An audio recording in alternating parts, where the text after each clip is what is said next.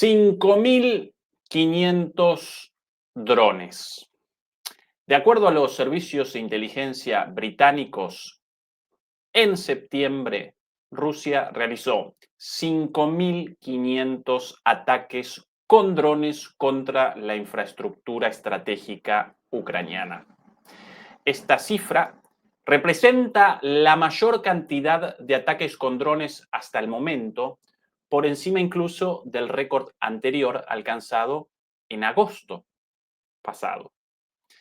Para colmo, las Fuerzas Armadas rusas prácticamente conquistaron la totalidad de la estratégica ciudad de Kupiansk y están realizando avances estratégicos fundamentales en Pokrovsk.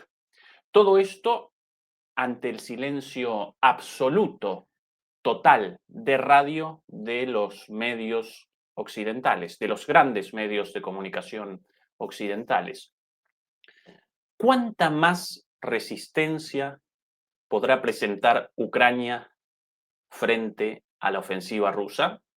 Muy buenas noches, muy buenas tardes y muy buenos días. Desde Buenos Aires, Argentina, comenzamos la transmisión número 281 de Demoliendo Mitos Charlas. Como todos los miércoles, nos acompaña al otro lado de la pantalla y al otro lado del Océano Atlántico, desde Madrid, España, el querido Fernando Moragón. Fernando, ¿qué tal todo por ahí? Bien, desde la vieja y decadente Europa, pues bueno, seguimos a lo nuestro, que es decir tonterías y hacer barbaridades. Así, terminando de hundir este viejo continente que vamos al final lo vamos a terminar hundiendo, pero de verdad. O sea, quiero decir, como la Atlántida, pues igual acabaremos debajo del agua porque nos van a meter un bombazo en cualquier y nos van a hacer desaparecer del mapa, nunca mejor dicho. Pero bueno, seguimos provocando a los rusos y tal, y estas cosas tan alegremente, como el ministro polaco Sirkowski, ¿no? Diciendo, no, si pasa Putin por aquí, no porque nosotros queramos, porque nosotros no queremos, pero si pasa por aquí, como el Tribunal Penal Internacional dice que hay que capturarlo, pues lo capturaremos, ¿qué remedio nos queda? Palabrería vacía y hueca, porque primero no va a pasar, y si pasara, no le van a hacer, no tienen narices, por no decir otra cosa. Porque no hay que olvidar algo fundamental, y es que los líderes europeos son muy cobardes, extraordinariamente cobardes. De ahí que nuestro apreciado, yo sé que es muy apreciado por Ezequiel, que le tiene un cariño especial, nuestro querido y flamante secretario general de la OTAN, Matt Rutte, pues diga aquello de que papi, refiriéndose a Trump, si papi Trump no viene con nosotros al campo de batalla, nosotros no vamos, o ni siquiera vamos como tropas de interposición de paz posterior a un acuerdo con los rusos. Tiene que venir papi. Entonces, bueno, pues estar en esto, en las provocaciones, palabrería, con una salvedad fundamental, que son los británicos. Estos, aparte de decir cosas, también hacen, porque no olvidemos, y esto lo hemos contado muchas veces, es decir, no, que por ejemplo, el SBU, los servicios secretos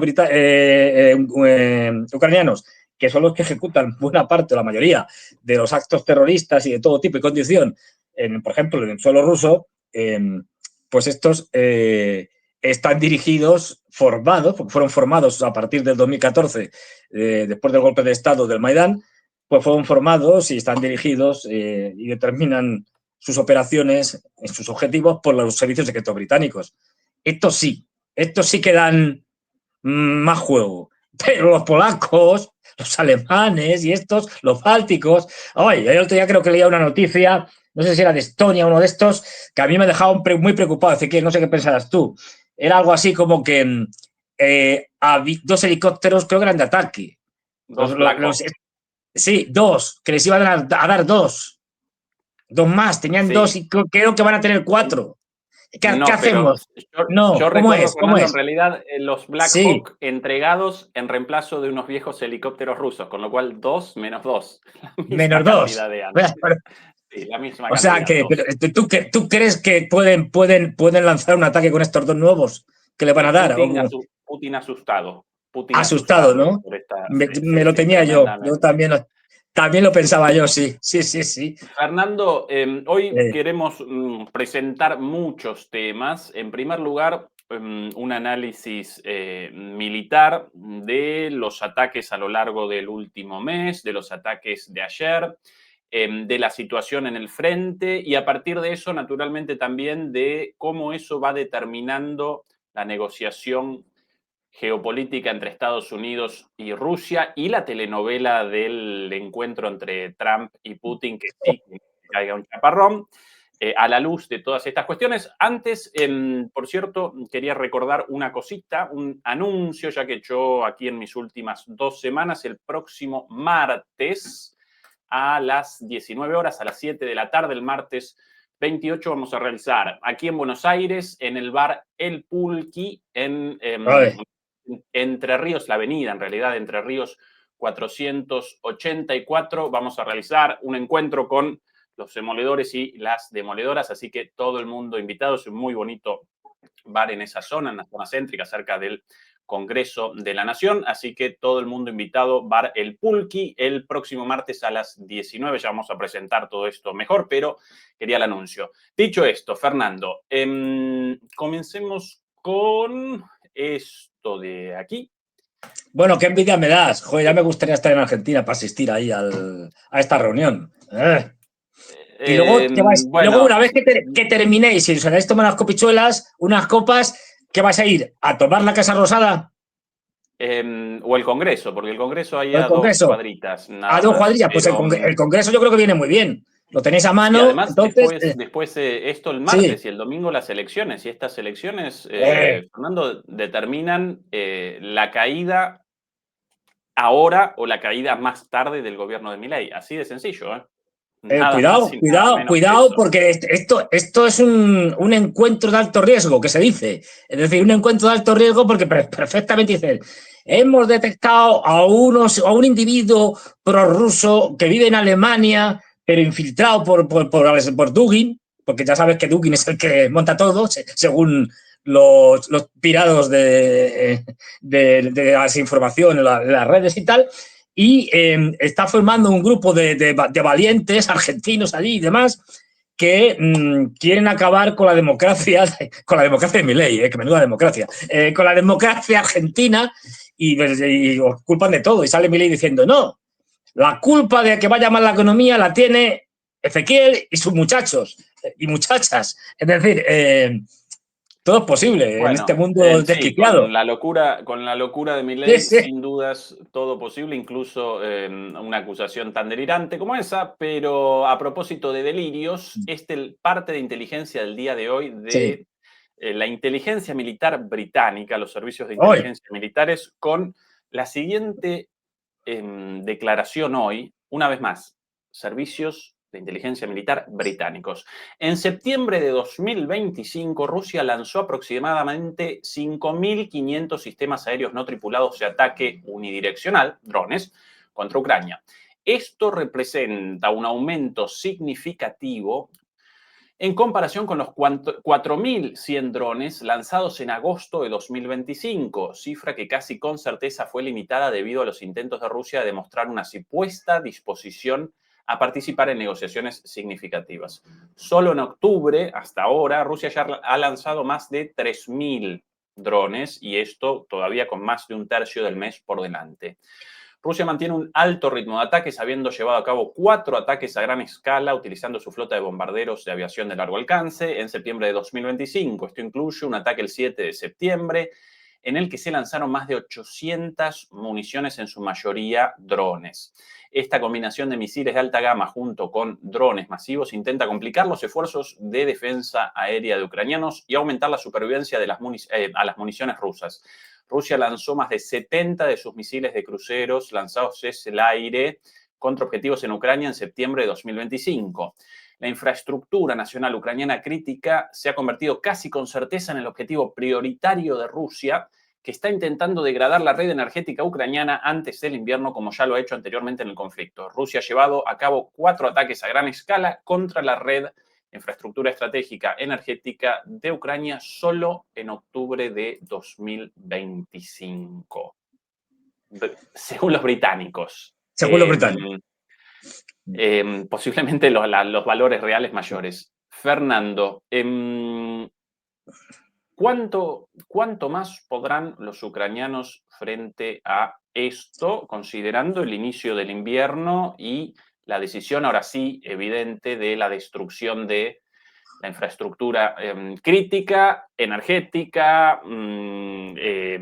relativa a la calefacción también, a los transportes en gran medida también, el transporte ferroviario? ¿Qué análisis podemos realizar de esto? Bueno, perdonad, me pongo un momento el sombrero este que lo tenía que mano del otro día, el sombrero este kazajo, y ahora me lo quito porque para hacer de manera física lo de quitarme el sombrero, estoy con ironía, ante los servicios de inteligencia británicos.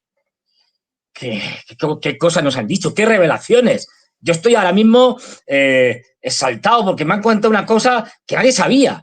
Esto lo llevamos sabiendo desde que se produjo. Quiero decir, aquí lo venimos contando, tú lo vienes contando día a día, hoy 800 y tal, sumamos, salen no sé cuántos.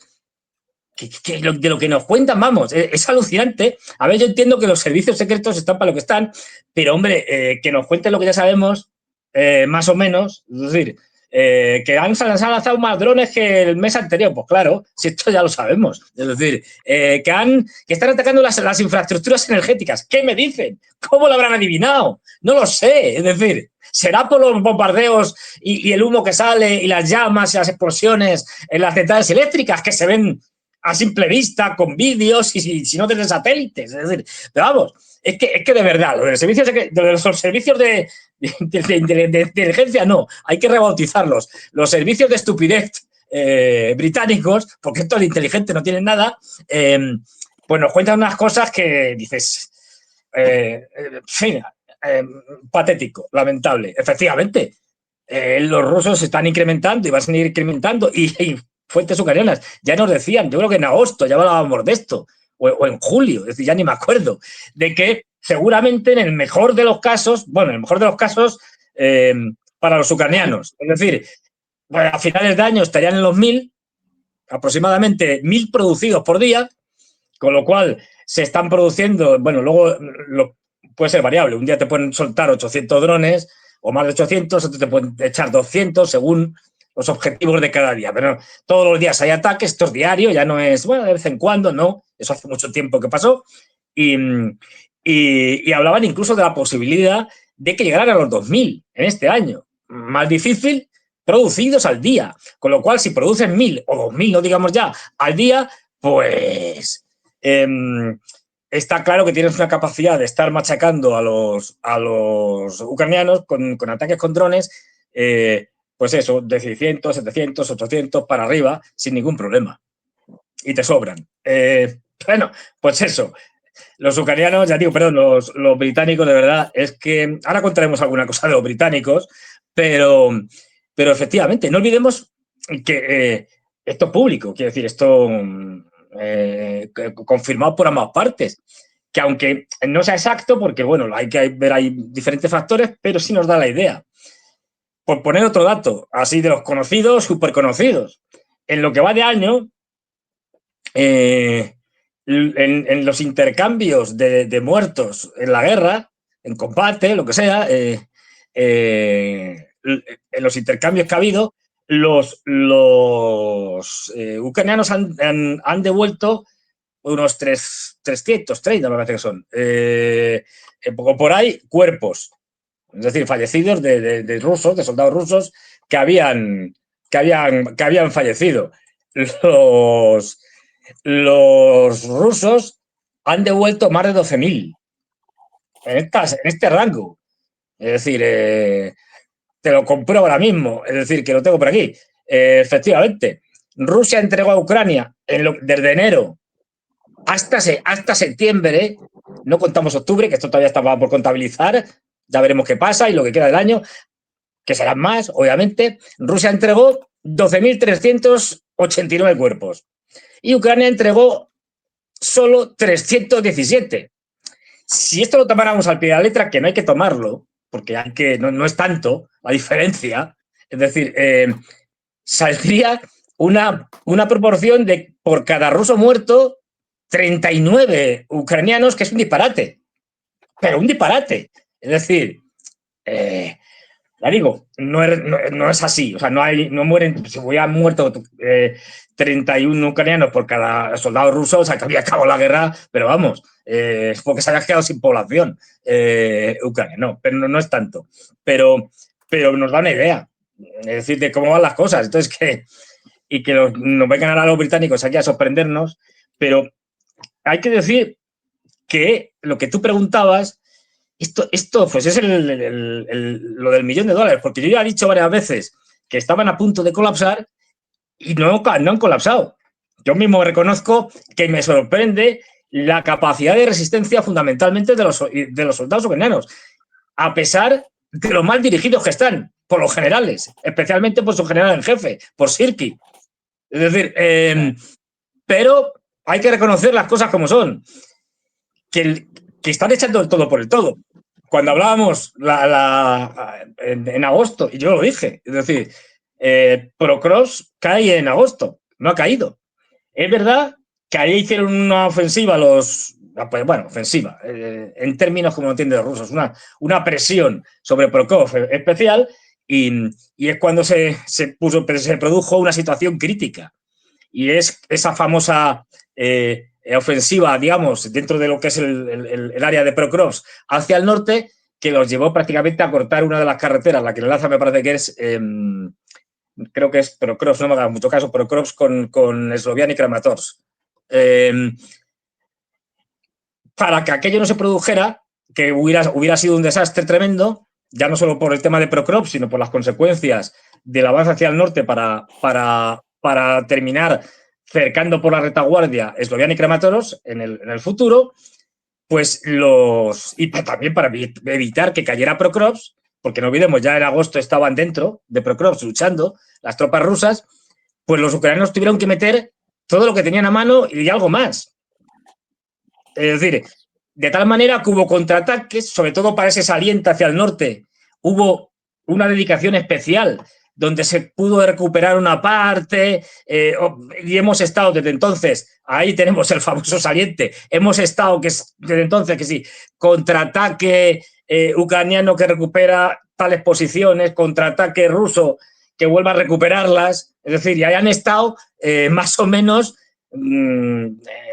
defendiéndose unos, atacando otros, volviendo a atacar a los que defienden y, bueno, con una zona gris de muy difícil determinación porque, claro, no la zona gris, sino quién tenía qué, dado a esa confusión que había y a las diferentes fuentes y a la falta de precisión. Lo que hemos visto es que, justo que lo tienes ahí en el mapa, este saliente hacia el norte, en los últimos días, la última semana, 2 semanas, o mucho, más o menos, hay no solo una estabilización de lo que queda de este saliente, ahí tenemos la carretera, ahí se ve bien, la carretera en la que estuvieron las unidades, vamos, las fuerzas, digamos, de reconocimiento estuvieron allí. Bueno, pues ahí el contraataque de prisa y corriendo, el traslado, acordémonos, de la brigada Azov de prisa y corriendo allí, porque veían que aquello era un desastre descomunal. Bueno, pues ahí han gastado una cantidad de tropas, los ucranianos, tremendas, por eliminar este saliente, pero tremendas. Sí. Y han tenido que dedicar un montón de recursos tremendos. Para que al final, ya digo, las últimas 2 semanas aproximadamente, los rusos se han estabilizado esta parte que queda, incluso ya han ampliado y ya los contraataques ucranianos pues son mucho menores y se les ha acabado, digamos, el fuelle, se les ha acabado la capacidad de reaccionar. Es todo lo que indica. Pero Crops, ahora lo hablaremos con tranquilidad, pero Crops ya hay casi unanimidad, tanto por los rusos o por las fuentes rusas como por las ucranianas, de que está para caer. Ahora mismo, si mal no recuerdo, tú lo puedes ver ahí mejor, si cogemos el extremo de donde están ahí los rusos, que han cortado ya todas las carreteras, de toda la logística prácticamente, se puede ir campo otra vez y por alguna creo que queda una carretera secundaria de estas malamente. Todas estas, es decir, si tú coges enlazas en lo que es la bolsa, el embolsamiento de Procrops, quiero recordar que la última vez que lo vi, desde el extremo al extremo, eran unos 5 kilómetros aproximadamente. Anteriormente eran 7, creo que se redujo a 5. Bueno, los rusos, como bien señalas tú aquí, los rusos prácticamente se puede decir que... ¿Qué? Sí, Incluso un dime. poquito menos, 3,70, No, digo de 3,77 según. el embolsamiento de Punta a Procrops punta. hacia y Ok. Minograd hacia la parte más avanzada de las tropas rusas, no, más arriba incluso.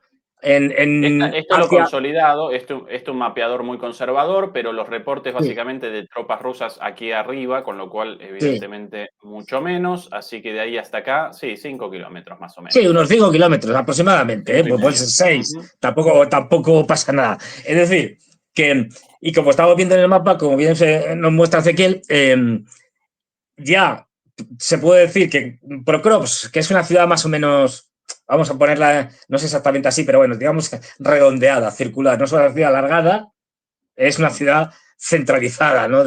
Como es radial, digamos, es decir, bueno, circular.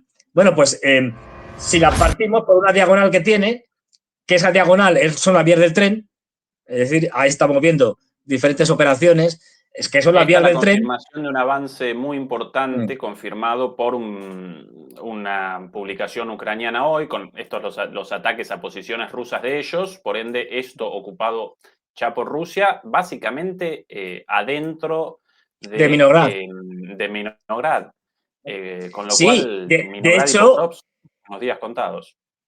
efectivamente, lo penúltimo que he podido ver es que lo que nos contaban es que las fuerzas que están en Minograd, ucranianas, las fuerzas del norte se estaban intentando retirar por lo que queda todavía, por ese pasillo que, aunque sea campo a través o carreteras de estas de tierra y tal, se estaban intentando retirarse o se estaban ya retirando, mientras las que estaban en el sur estaban aguantando justamente para facilitarles esa retirada. Mientras se van los del norte, bueno, los del sur aguantan y luego ya intentan retirarse ellos, ¿no? Con un cierto orden, dentro de lo que cabe. Y lo que también veíamos, lo que te contaba, y se puede ver muy bien en el mapa de Procrops, es que ahora mismo todo lo que está al sur, básicamente, todo lo que está al sur de la línea del tren, de la línea ferroviaria, esto está ya en manos de los rusos. Sí. Es decir, lo que quedaría es la parte, digamos, norte, por llamarlo de alguna manera, donde también están infiltrados. Es decir, lo que pasa es que ahí la confusión es mayor y ahí no, los rusos no controlan todavía esa parte norte en general. Pero lo que es la estación y todo eso, es decir, y esa línea de tren que parte en dos la ciudad, pues todo eso ya está en manos de ellos. Y hay aquí en el mapa un elemento muy preocupante para ellos y es aquí en Procrops, en el mapa, vemos donde está justamente una de las unidades aquí en azul, ahí no, más, a ver, en la carretera, en la M30 que ingresa en Aquí, Procrops. esta, la 32, Ahí está. mecanizada. Efectivamente, aquí podemos ver que los rusos, en rojo, se han hecho físicamente con ella. Y además cortan esta otra, una es la vía del tren, otra, esta que es la H32, la M30, es decir, que es una secundaria. Es decir, que ya no hay posibilidades de entrada y salida de Procrops por carreteras en condiciones. Pues eso, poco menos que campo a través y por la noche. Sí. Eh, y esto lo están diciendo Fernando, los propios ucranianos, sí, que tienen resumiendo muchos problemas logísticos. tu análisis militar de los últimos meses, lo sucedido básicamente lo siguiente. Hasta agosto, los rusos realizaban avances constantes y permanentes en el marco de una guerra de desgaste, pero en agosto, sorpresivamente, protagonizaron rupturas en profundidad muy grandes, muy profundas, no solamente en Pokrovsk, sino este saliente mencionado antes, e incluso en el sur de Donetsk también, con una También. evidente, en esta zona, aquí donde se ve Sí, Nijai, con un evidente redireccionamiento de las tropas y de los recursos desde Kupiansk, desde el avance perdón, desde Kupiansk, no, diciendo tonterías yo, desde el sí. norte, desde el avance ay, no puedo recordar el nombre de la ciudad, Ah, bueno, por una aquí, carretera que les permite no, no, el hacia flanquear, Sumi. eso. Después de la reconquista de los territorios en Kursk, comenzó una ofensiva hacia Sumi.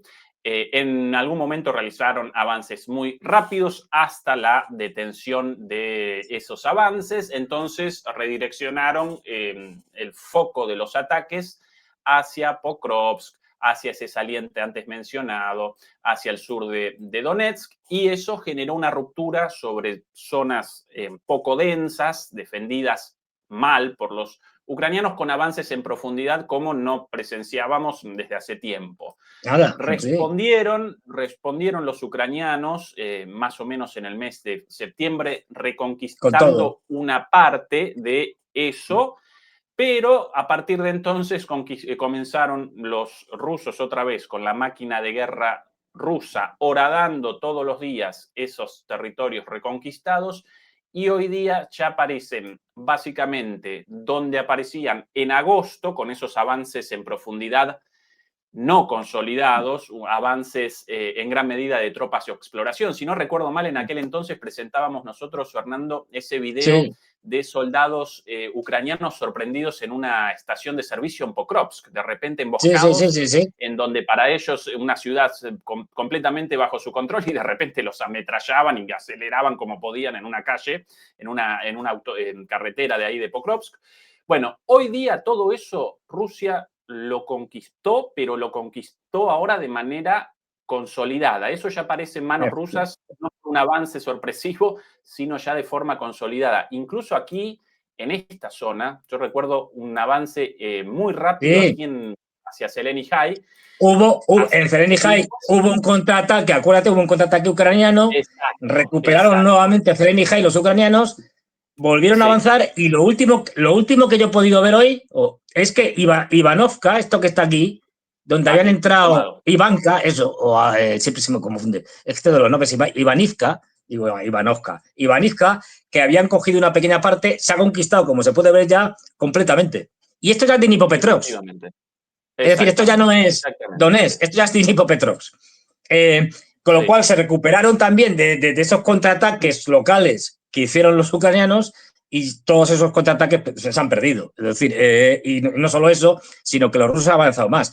Muy importante es una cosa que hay que tener clara, y es que los ucranianos hagan contraataques no es malo para los rusos, me explico.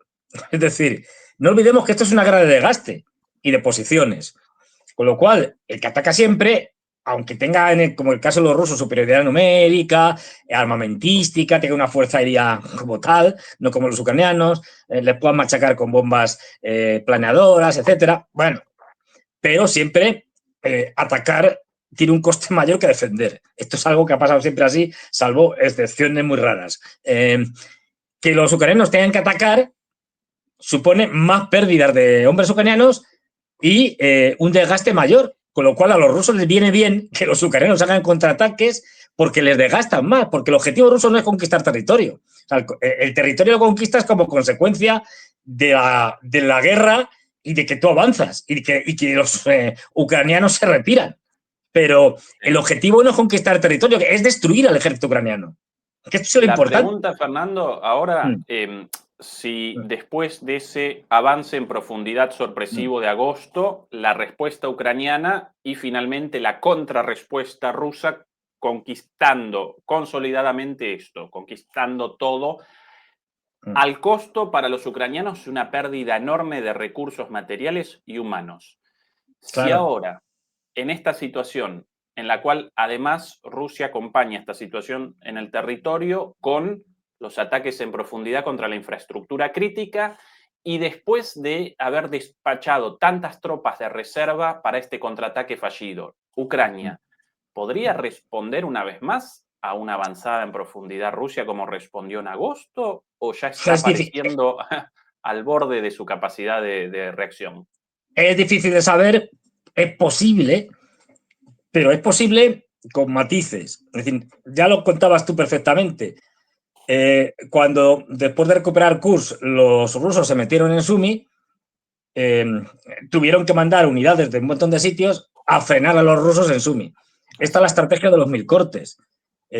Por decirlo en términos futbolísticos, esto es como si tú tienes el balón y estás, por ejemplo, en el centro del campo y te estás pasando el balón entre todos los centrocampistas que están por allí. Y tienes al enemigo en este caso al rival en el fútbol, corriendo detrás del balón, como se suele decir, porque te lo pasas al de al lado, uno va, el que iba a cubrir te tiene que ir a cubrir al otro, lo estás agotando físicamente al enemigo. Pues esto es lo mismo, es decir, lo estás agotando, a lo mejor puedes sacar fuerzas para hacer un nuevo taponado del agujero que hacen los rusos, pero eso va en detrimento en última instancia de sus capacidades generales. Es decir, que tú tienes un agujero, los rusos te hacen un descosido en algún lado y tú puedes ir ahí a remendarlo de mala manera. Pero es que aprovechan los rusos para hacerte un descosido en otro sitio, como lo de Sumi. Cuando te has ido a Sumi, allí arriba, pues en Procrops, ¡pum! Te dan un palo. Entonces tienes que hacer lo contrario, los que estaban en Sumi volver otra vez abajo. Esto es de lo que se trata. Entonces puede que pudieran hacer contraataques localizados, no está, ofensivas descartado. Contraataque y ofensiva no es lo mismo. Es decir, una ofensiva es algo generalizado donde intervienen decenas de miles de tropas. Un contraataque es algo que se da muy localizado en un punto del frente. Pues sí, pueden hacer contraataques en un punto del frente, pero en detrimento de su capacidad de responder a los ataques rusos en el resto. Es decir, que vamos a ver el invierno cómo les pasa factura. No olvidemos, todavía no está en invierno. Ahora estamos empezando esa temporada de barros y de lluvias, y aún así los rusos siguen avanzando sin mayores problemas, entre comillas. Y aquí la clave está efectivamente en dos, o las claves son dos, básicamente. La falta de hombres que tienen los ucranianos, esto lo venimos diciendo todo el año, es decir, y desde el año pasado, es decir, la falta de hombres, esto lo reconocen hasta los occidentales. Hasta Trump lo ha dicho, que es que no tienen. Pues por mucho que les mandes Tomahawk o que les mandes la estrella de la muerte de la Guerra de las Galaxias, es que no tiene gente para tripularla. Es decir, y luego la segunda, muy importante, que es lo que está sosteniendo al ejército ucraniano, es la guerra de drones. Y esto recordaba por ahí un análisis de estos de los muchos que leo, que decía, la gran revolución de esta guerra que estamos viendo, de la guerra de Ucrania, es decir, de la guerra de la OTAN, no olvidemos esto nunca, de la OTAN contra Rusia en Ucrania, esto es clave, esto no es una guerra de Ucrania contra Rusia, de Rusia contra Ucrania, esto es la OTAN, la que está ahí detrás, si no, esto se había acabado en 2 días. Pero bien, lo que decía es que la gran revolución, esto, como no ha acabado la cosa, pues todavía está por ver dónde pueden, qué nuevos descubrimientos o qué nuevos cambios en las tácticas, vamos a ir viendo, pero la gran revolución es efectivamente en el campo de los drones, y dentro de los drones, en los drones baratos, de estos que puedes comprarlos a miles sin problemas, pero que te dan una conciencia situacional del campo de batalla que antes no tenías. Sí. Y esto les permite a ambos bandos saber lo que la línea del frente en unos, puede variar, 20 kilómetros a un lado y a otro, más o menos, que esto es variable, está pasando, pero al milímetro. Esto hace que los ucranianos se puedan defender mejor porque están viendo lo que están haciendo las tropas rusas, constantemente, hombre por hombre. Los rusos también están viendo lo que hacen los ucranianos, pero ya digo, eso les permite tener a todos controlados y en cuanto se mueven 2 rusos, mandar un dron de ataque para eliminarlos, por poner un ejemplo. Es decir, esto lo que hace es que dificulte el avance de los rusos y que sus avances tengan un mérito extraordinario. Es que estamos viendo, para que veamos cómo ha cambiado la guerra, como hay ese control del espacio donde se está combatiendo absoluto por ambas partes, los asaltos que están haciendo los rusos, por ejemplo, pero también los ucranianos cuando hacen contraataques, es decir, que están haciendo los rusos en general son, vamos a llamarlo, unidades, pues llamarles algo. Es decir, unidades, digamos, separadas, autónomas, de entre 2 y 4 soldados que se meten por un lado, otros 2 y 4 que se meten por otro. Es decir, la idea de una cosa relativamente pequeña como un pelotón aparece ya como algo extraordinariamente grande. Sí. Bueno, por eso, Fernando, la desaparición de los blindados. La guerra, Sí, de los la tanques. guerra aerotransportada, la doctrina de la guerra aerotransportada, las No, no, operaciones no. en profundidad básicamente Imposibles. desaparecieron, ¿no? Y de hecho Imposibles. muchas de las brigadas todavía presentan nombres de aquel entonces con esto Mm. de brigada de paracaidistas, Sí. brigada aerotransportada, todas cosas del pasado, porque hoy día con los drones podés determinar con muy Imposible. poco dinero la situación en tiempo real del enemigo, ¿verdad? Ahora, Fernando, Efectivamente. esto de aquí. Por cierto, un pequeño Sí, detalle, una pequeña nota a sí. pie de página. Bueno, no, o sin a pie de página. El mayor productor mundial, pero de largo, de drones civiles de estos de pequeño tamaño, baratos, pues ya podéis suponer quién es. China. Unos señores con sí, los ojos rasgados. El mayor Efectivamente, de productor ahí que mundial no de tengan todo. problemas de suministro. De Sí. estos drones, que sirven simplemente, que es un dron, un cuadricóptero pequeñito que casi lo puedes tener en la mano, que lo puedes lanzar a mano y que te lleva una cámara, estos que te los compras en Amazon, no lo digo de coña, ¿eh? En Amazon o en Alibaba, hay todos estos en Temu, o es decir, tal cual, esto es lo que está revolucionando la guerra y los mayores productores mundiales, pero de lejos, que los fabrican por millones, son los chinos. Y esto es lo que les están suministrando desde el principio y cada vez más a los rusos. Con lo cual, ya digo, son Sí, y en que te parte derriban. Ucrania también, Fernando, porque También, hasta, los sí, componentes sí, para los drones ucranianos también chinos. esto que dices es fundamental. Es decir, porque hasta hace 2 días que los inútiles del gobierno de Ucrania, Zelensky y compañía, se enfadaron con los chinos y dijeron, pues no, os vamos a suministrar más. Eh, eh, También suministraban a los ucranianos. Los chinos también se los vendían. En menor cantidad, pero también se los vendían. De ahí que los dos tengan esas capacidades. Y no olvidemos, y esto es importante, de hecho ahora el ejército más preparado para este tipo de guerras, para la guerra actual, para la guerra moderna y no para la Segunda Guerra Mundial, para esta no hace falta, pero para la actual, el equipo, es decir, el país y los soldados más preparados para este tipo de guerra, dentro de los países, digamos, de la OTAN, y podemos contar a Ucrania como la OTAN, porque de facto es como si lo fuera, aunque no lo sea de jure, es decir, pues es Ucrania. Es decir, los soldados ucranianos ya están yendo a países de la OTAN a enseñar el manejo de drones a los de la OTAN. Es decir, Em, ojo. Fernando, retrocediendo a la cuestión de los Sí, avances rusos y la respuesta defensiva ucraniana, donde no pudieron responder con contraataques a los avances, aquí, en Kupiansk, a pesar de la enorme cantidad de, de tropas, de recursos asignados, aquí la enorme cantidad de brigadas, 1, 2, 3, 4, 5, 6, 7, 8, 9, 10, 11, 12, 13, 14, por lo menos 14. Aquí los rusos prácticamente realizaron la conquista del norte de la ciudad a la izquierda del río Oskil, con lo cual generaron una bolsa en todo este sector así es. y de aquí a poco conquistarán todo Kopiansk ante un silencio absoluto de los medios de comunicación. De esto, nada. Claro. Aquí No, no pudieron responder con contraataques. no, ¿Cuál es la no. situación en esta zona? Pues como tú lo bien has señalado, tenemos dos partes dentro de Kupiansk, digamos, simplificándolo. El río Oxil que separa la parte, nunca me acuerdo cuál es la orilla occidental y la. Pero bueno, se supone que aquí, si vemos el mapa, la parte occidental, más o menos, pues no es correcto, pero bueno, y la oriental están separadas por el río. Bueno, la parte mayor de la ciudad, que es la que está en el lado más cercano a Kharkov, por decirlo de alguna manera, todo esto es zona de Kharkov, es territorio de Kharkov.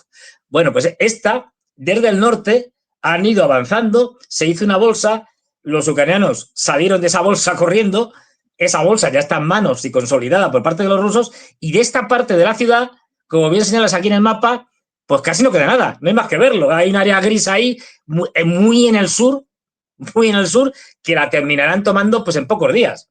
Como veis, esto ya se acaba. Aquí ya lo que es propiamente ciudad, poco queda. Queda por el otro lado, lo que sí queda es que capturen la parte, digamos, oriental de la ciudad. Es decir, la parte que está al otro lado del río. Pero una vez que tienen esto y que han controlado las rutas logísticas que pasan al otro lado del río, pues lo más probable que vamos a. Bueno, lo más probable, es que no les queda otra. Es que en algún momento toda esta zona al otro lado del río Oxil una vez que ya avancen un poco más los rusos hacia el sur, pues tendrán que salir de aquí porque es un embolsamiento, como tú bien señalas, es un embolsamiento insostenible. De hecho, ya han ido Sí, saliendo aquí un video unidades. del día de hoy de los ucranianos Sí. documentando los avances rusos, estos los ataques Mm. de los ucranianos ante posiciones tomadas rusas y, como siempre, cuál es la forma de respuesta, de qué manera pueden responder, ahí visible el droncito, con drones. Cuando responden defensivamente a los avances rusos, responden Drones. con drones, no pueden de Claro. otra manera, ¿sí? Pero Este esto dificulta mucho el avance, quiero decir, o sea, de eso, totalmente. una de las cosas que han estado haciendo durante el verano, no solo, pero ha sido atacar fábricas de todo tipo y condición, tanto grandes fábricas como pequeños talleres, casi casi en el garaje de tu casa, de montaje, ensamblamiento, fabricación de drones ucranianos, para justamente evitar todo esto. Aún así es muy complicado porque, bueno, la capacidad de reposición de estos drones pequeños es muy rápida, muy fácil. Y los ucranianos, las cosas como son, se han hecho expertos en drones, no les ha quedado más remedio, claro. Es decir, si ahora mismo, ya digo, son los que más saben de drones de pequeña distancia, tanto sean de vigilancia como de ataque, y la coordinación de esos drones para formar líneas de defensa, son los que más saben. O sea, ni los franceses, ni los británicos, ni los alemanes, Sí, no tienen ni idea. sí. Con una proyección de esto, Fernando, al Sí. escenario de Medio Bueno, Oriente, todavía sin la sí. preeminencia de los drones como aquí, si los gazatíes, si jamás el día de mañana, con el control de los drones actual de los Bueno, rusos, los ucranianos, eh, eso determinaría una situación sin marcha atrás para Israel, con drones chiquititos completamente. Va, producibles el, desde Gaza. el problema, y luego, si quieres, entramos, pero el problema de los gazatíes es que están cercados. Es que esto es un sitio. Quiero decir, ya lo hemos visto. Es decir, porque Israel los tiene rodeados y por mar también no tienen capacidad. Es decir, además su franja de costa muy, muy cortita. Y por el otro, los egipcios, pues tampoco colaboran. Es decir, con los gazatíes. Con lo cual, el suministro, aunque sea de drones pequeños, lo tienen muy complicado, por no decir Seguro, imposible. seguro. Si estuvieran. Sí, ahora sí, Ahora claro. sí, pero recordemos que cuando la situación de Gaza presentaba una flexibilidad mayor, los envíos de mercaderías de Qatar, incluso de Sí, tuberías utilizadas después para la fabricación de los cohetes famosos de los gazatíes, eso generó la posibilidad de ataques permanentes con estos pequeños cohetes caseros. sí, Eso sí. presenta una dificultad de transporte y de elaboración mucho mayor que la de drones de este tamaño con un pequeño explosivo. Una vez abierta Gaza, si jamás restablece sus fuerzas y comienza un desarrollo en este sentido, otro Vamos a ver. escenario, en cuanto a Sí. la capacidad defensiva, la capacidad ofensiva, esto hablando en proyección hacia adelante. Por eso Netanyahu tampoco puede en ningún momento No, no, a ver. reactivar el suministro de materiales a Gaza, porque inmediatamente jamás va a No, no, no, no, restablecer su capacidad, incluso por encima de la pasada. efectivamente, ni lo va a hacer. Quiero decir, ya puede firmar Netanyahu todo lo que quiera con Trump y puede firmar, bueno, que a los gazatíes les da, vamos, lingotes de oro, es decir, que no lo va a hacer. De hecho, no lo está haciendo. De hecho, incluso para toda la hipercontrolada ayuda humanitaria, que esto no es que allí pasen de contrabando lo que quieran, no, no, está controladísimo, la está suspendiendo cada 2 por 3. Es decir, no, ahora porque me da la gana, suspendo la entrada de ayuda. Y bueno, luego le presionan un poco desde Washington, no te pases. Y bueno, pues ahora venga, abro y que pasen unos cuantos camiones más. Me está controlándolo. Es decir, que ese es el gran problema que tienen los gazatíes, que estos acuerdos de Trump que ha hecho, pues han durado lo que han durado en la práctica, pues hasta que han recuperado sobre todo los rehenes que estaban vivos, una vez que se han recuperado, pues los israelíes siguen, digamos, utilizando la paz como lo han hecho siempre, a su manera, ¿no? como Frank Sinatra, pero pues eso, a su manera, es decir, cerrando y abriendo cuando me da la gana las fronteras de Gaza y bombardeando cuando me da la gana. Pero bueno, ya sabemos. Presentemos un Pero poquito bueno, de los sí, no, ataques de ayer, Fernando. porque aquí hay mucha tela que cortar. No, hay una cosa fundamental, que es que esto tampoco te lo enseñan los grandes medios de comunicación. Pero a pesar de que no se ha podido todavía, pero va a caer, es decir, ya sí que sí. Es decir, Procross, el avance hacia el oeste ha sido muy importante. Ha proseguido. Es decir, vale, Procross queda aquí arriba, pero han seguido avanzando hacia el oeste, tanto por Dnipropetrovsk, donde ya se ha avanzado con una cierta profundidad, y tanto por Donetsk, la parte justo que está debajo de Dnipro, ahora lo podemos ver, hasta el punto de que ya han traspasado la última gran línea de fortificaciones de ciudades y están avanzando hasta el Yulapole, que es otro de los puntos calientes. Ahí lo podemos ver. Efectivamente, aquí tenemos, fíjate, aquí, esto es Uspenichka, que es uno de los sitios clave. Ahí lo tienes ahí arriba, Uspenichka, que es uno de los sitios claves. Ahí. Aquí hay una barrera de ciudades. La mayoría han sido tomadas, queda fundamentalmente Uspenichka. En cuanto la tomen, y esto no va a tardar mucho, porque están ya avanzando, han cruzado el río que también era otra barrera. Bueno, pues el campo libre hacia Yulapole. Pues hay mucho más. Es decir, y esto, ya veis, aquí tenemos a los rusos, la famosa de Poltavka, esta ya la habían tomado, y ahí está Yulapole. Es decir, y como veis, han tomado toda esta línea de pequeñas aldeas, una detrás de otra, en diagonal, a Yulapole, y el siguiente paso, también están avanzando desde aquí, pero bueno, el siguiente paso es seguir avanzando hacia el oeste, hacia Yulapole. Ese avance hacia el oeste es fundamental. Y tomarla la van a tomar desde el este y del noreste. Pues la van a entrar por el norte.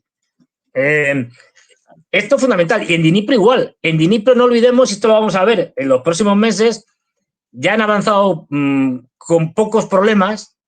Aquí ya no hay líneas, en esta zona de las que estamos hablando, ya no hay esas líneas de fortificaciones que veíamos en Donetsk, no. En Dnipropetrovsk no existen. Aquí lo que tenemos son aldeas en las que más o menos se concentra más o menos número de soldados con sus respectivos armamentos y poco más. Y fíjate que ya están a la altura de Visnev, es que es impronunciable, Visneve, están a las puertas de Visneve, ya han llegado aquí, y el gran centro de distribución al que van a avanzar, y a más tardar este invierno, es este que pone Prokrovsk, no confundir con Prokrovsk. Esto, aquí confluyen las carreteras de norte, sur, este y oeste.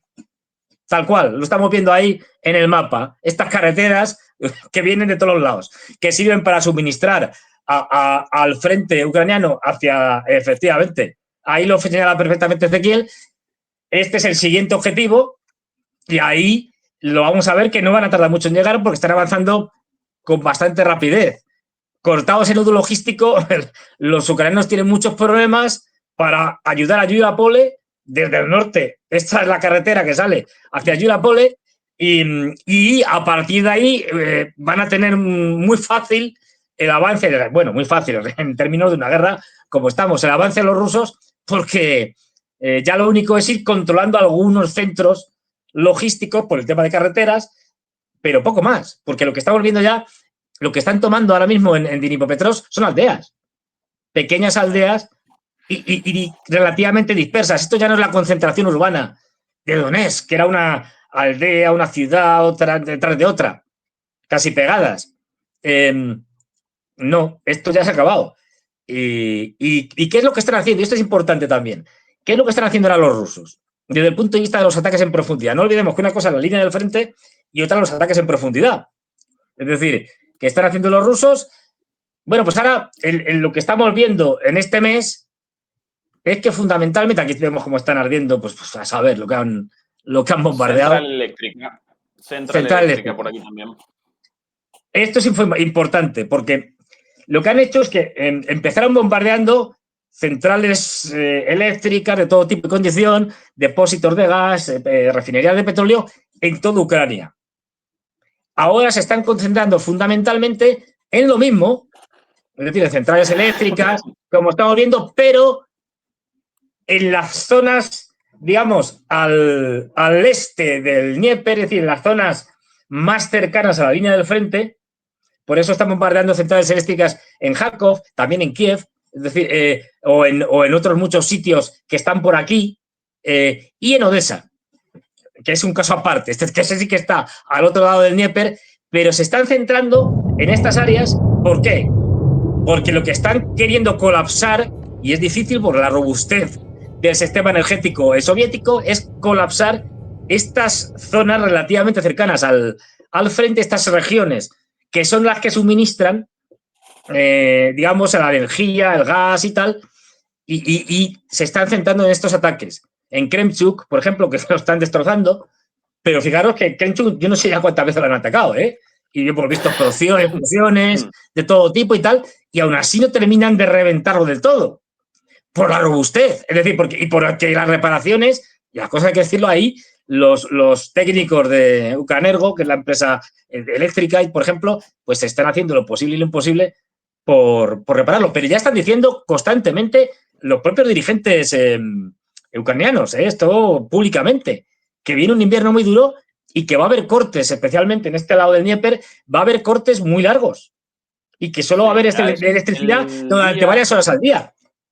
El día de ayer, 433 ataques, 405 de ellos con drones, 4 misiles Kh-59, 9 Iskanders K, estos los Iskander de crucero, 11 Iskander M, los Iskander balísticos, y eso por ahí, si no recuerdo mal, pues, una vez más, desde todo el largo frente, las rutas de los ataques. Sí, por es tremendo. Bien concentrado, sí. Y todo infraestructura, casi exclusivamente infraestructura energética.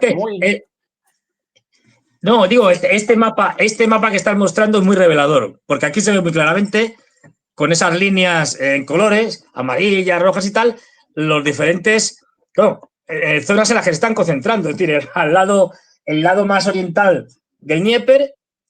Y fijaros, aquí se ve que se ve perfecto. Las zonas controladas por los rusos, donde no hay, obviamente, misiles que estén atacando, es decir, Crimea, las partes que controlan de Gerson, de Zaporilla, de Donetsk, Lugansk, que la controlan casi en su totalidad, y cómo están atacando toda esta zona y dejando sin energía esta zona. De tal manera que al final la logística de las tropas ucranianas se vea destrozada porque no van a tener. O sea, cuando hablamos de logística, bueno, entra la mayor parte por Polonia, pero tiene que recorrer toda Ucrania occidental, cruzar el Dnieper, y es en esta zona donde ya la logística se va acercando a sus objetivos, a la línea del frente, y es esta zona clave la que están dejando sin energía. Con lo cual, la logística en esta zona ya de relativamente cercana al frente se va a venir abajo. Sí, es decir, tú podrás pasar cosas por la frontera entre Polonia y a la Ucrania occidental, pero no podrás hacer nada en la Ucrania oriental.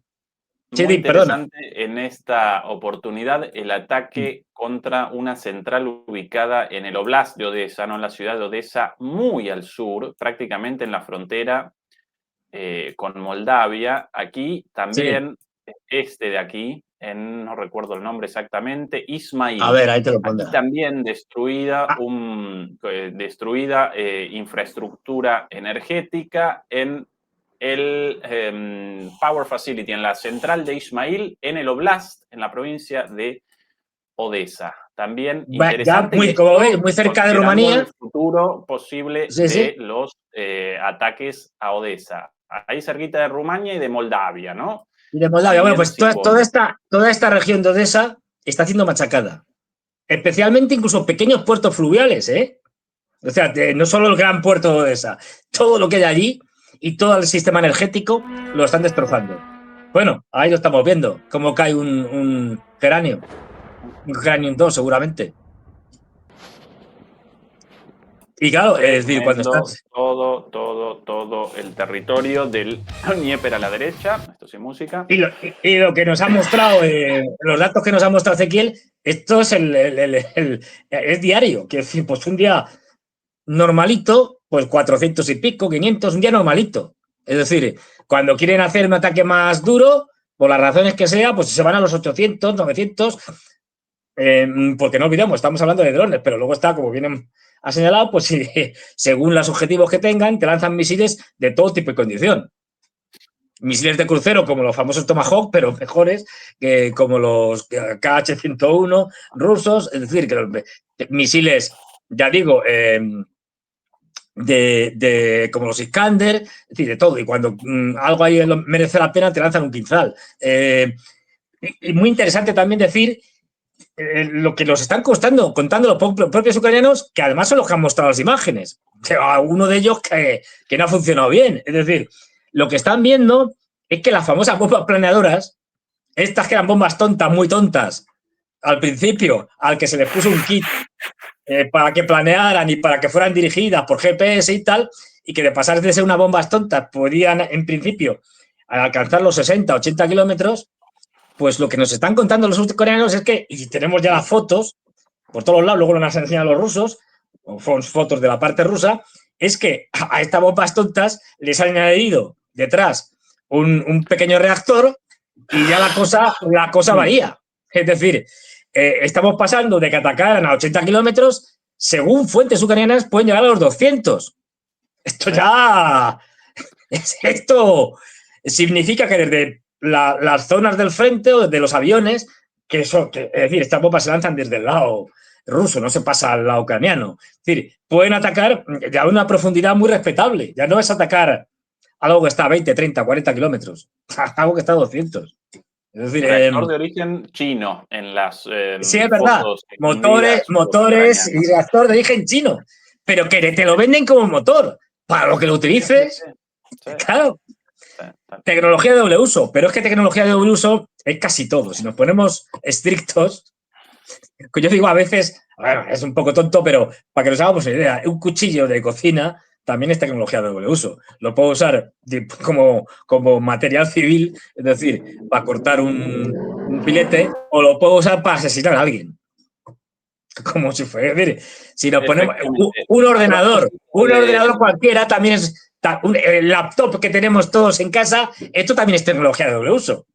Quiero a decir, propósito de sí, tecnologías de múltiples usos, aquí imágenes y comenzamos con un nuevo tema, pero también vale, relacionado. Aquí las imágenes difundidas ayer en la televisión estatal rusa de los ejercicios planificados previamente militares rusos de sus fuerzas nucleares, ejercicios ligados a la preparación nuclear, la preparación para la realización de una respuesta nuclear. Aquí el propio Putin, allí Gerasimov, camarada, hoy bajo su liderazgo hemos conducido un ejercicio de entrenamiento sobre el control de nuestras fuerzas nucleares estratégicas, permiso del general de staff Gerasimov para reportar el plan del ejercicio. Добрый день, уважаемые товарищи. Buenas Сегодня у нас tardes, camaradas. плановая Hoy planificamos una sesión de entrenamiento тренировка по управлению ядерными силами, planificada как previamente доложил министр sobre el обороны. manejo de las, muy rápido ahí, sobre el manejo de las fuerzas По управлению ядерными nucleares, силами, как доложил nucleares, министр обороны. como reportó el Ministerio de Defensa. Давайте начнем работать. Пожалуйста, слово Comencemos el начальнику trabajo. Генерального штаба Вооруженных сил Российской Jefe de las Fuerzas Armadas de la Federación Rusa, Федерации Герасимову Валерию Васильевичу. Прошу вас, Валерий Васильевич. Valery Gerasimov. tiene la palabra. Bueno, durante este entrenamiento proponemos desarrollar, un poquito para atrás de nuevo, proponemos desarrollar el procedimiento para la autorización del uso de armas nucleares. Acciones prácticas que llevaremos a cabo. Utilización del misil terrestre. Sí, misil móvil basado en tierra, YARS, el sistema YARS, desde el estado de testeo de Plesetsk hasta Kamchatka, y el submarino estratégico Briansk de la flota del norte desde el mar de Barents.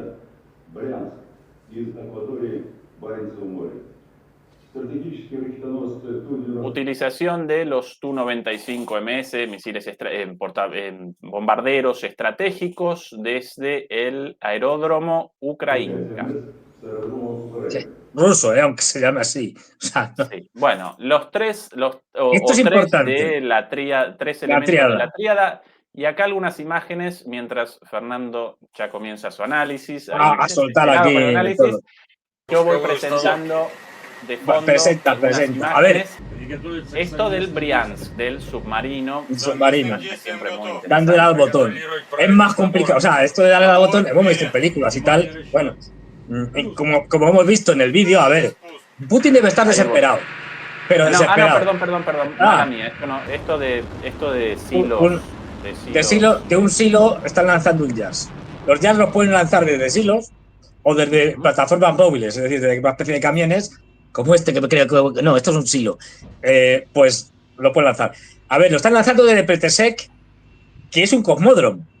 Es decir, aunque también se lanzan misiles, pero digamos que su función más conocida es que en Rusia ahora mismo tiene 3 cosmódromos. 2 muy antiguos, aunque estén modernizados, pero que inicialmente... Aquí tenemos el móvil. Aquí tenemos el móvil, el JAS móvil. Sí. El camión, ahora esto lo vas a levantar, se le quita esto, que miedo da, el capuchón, la cofia y ahora vamos a ver cómo lanza un pedazo aquí de misil. Recuerda esto a los Thunderbirds, una serie con marionetas de los años 60, muy buena. Muy buena, yo me lo he pasado bomba.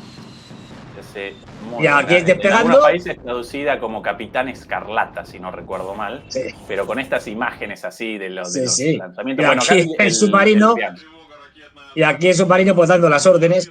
Fíjate, bueno, varias cosas. Primero, que Putin debe estar desesperado. Es decir, desesperado porque dice, ya no sé, o sea, habéis visto que esto está televisado, o sea, han metido aquí un cámara militar en el submarino, para que sea tal, en cómo lanzamos los de tierra, ahora veremos los del aire, tal, la sala de mando, digamos, de Putin, allí, haciendo el paripé con el Gerasimov, tal, pues hemos hecho esto, tal, no sé qué. Es decir, ya no se debe saber qué hacer para decirle a los occidentales, miren ustedes, no sean tontos, a ver, les estoy mostrando que de nuestra capacidad nuclear, cómo estamos lanzando misiles intercontinentales. Todos estos son estratégicos. Es decir, no se pongan ustedes idiotas, dejen de escalar en Ucrania.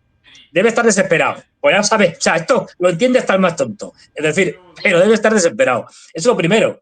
Y claro, Rusia tiene una ventaja, que es que como es muy grande, lo que lanza desde el Plesetsk, que hemos visto, que está en la zona del norte. Aquí más visible el lanzamiento. Claro, está en la zona relativamente cercana, en términos rusos, a la frontera con Finlandia, para que nos hagamos una idea. Pues lo lanzan al otro lado de Rusia, a un polígono que tienen en Kamchatka, en la península de Kamchatka. Es decir, bueno, pueden llegar más lejos, ¿eh? Lo que pasa es que, bueno, no es cuestión de provocar a los americanos. Y lo hacen en su propio territorio. Igual, desde el mar de Barents, pues lo lanzan también a Kamchatka o a algún sitio de estos. Lo que iba a decir, esto, aparte, o sea, estos son ejercicios que se hacen rutinariamente los rusos, los norteamericanos, etc. Ahora se hacen más por parte de los rusos y, sobre todo, se publicitan más. Claro. Esto se ha puesto para que lo veamos. Es decir, y ha salido por las televisiones rusas del mundo. Es decir, que es un mensaje clarísimo. Porque quizás no lo presentamos claramente. Sí. Estos todos misiles balísticos intercontinentales con varias cabezas pueden, nucleares. sí, pueden sin cabeza nuclear, pero esto pensado para un ataque nuclear, Para esto, obviamente, ¿no? Con lo cual, el mensaje es clarito. Clarísimo, o sea, les estamos diciendo, estamos preparados, listos, y ya ven ustedes, para que el comandante en jefe Putin, que sale en una mesa inmensa, le dé al botón, metafóricamente, porque es más complicado, todos los procedimientos listos para que las 3 personas que quiero recordar son las que tienen que decidir, pues esto no lo decide una persona, ¿eh? No, ya, tranquilidad, todo el mundo tranquilidad. Esto Trump, si le da un día la locura y dice vamos a lanzar un ataque nuclear contra los rusos o contra los chinos, no lo puedo hacer solo. Es decir, esto depende de varias personas. Generalmente tienen que dar el permiso en una situación normal, el presidente, el jefe del Estado de turno de cada país, el ministro de Defensa y el jefe del Estado Mayor, que están en sitios distintos, por si acaso. Es decir, o sea, esto no es una cosa, no. Pero bueno, se escenifica todo esto y diciendo, a ver, esto es lo que va a pasar de verdad, no como ahora, como una prueba, como un ensayo, como una simulación en última instancia, aunque sea con el lanzamiento de misiles de verdad, pero sin cabezas nucleares, ¿se entiende? Es decir, esto estamos preparados, estamos listos, mirad cómo funciona, qué bien han llegado los misiles a donde tenían que llegar, dejaron de hacer tonterías. No sigáis por este camino de la escalada. Hay imágenes de la tríada de los bombarderos, claro, los bombarderos estratégicos, como parte de esta tríada nuclear. Claro, los rusos tienen aquí un problema, y es que son demasiado, ¿cómo diría yo?, racionales, y piensan que alguien igualmente razonable y racional pues va a recibir ese mensaje y se va a comportar de acuerdo al mensaje que le están mandando. Pero claro, es que el lado contrario tienes una panda de chiflados sin sentido común.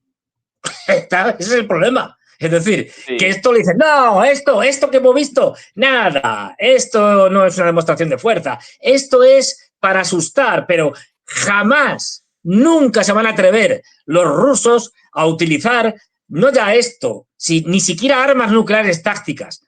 Con esa mentalidad, lo que estás provocando es que al final escalas, llegas a una situación tan crítica que obligas a los rusos a utilizar armas nucleares tácticas y es una profecía autocumplida, ¿no? Como se suele decir, no, tal.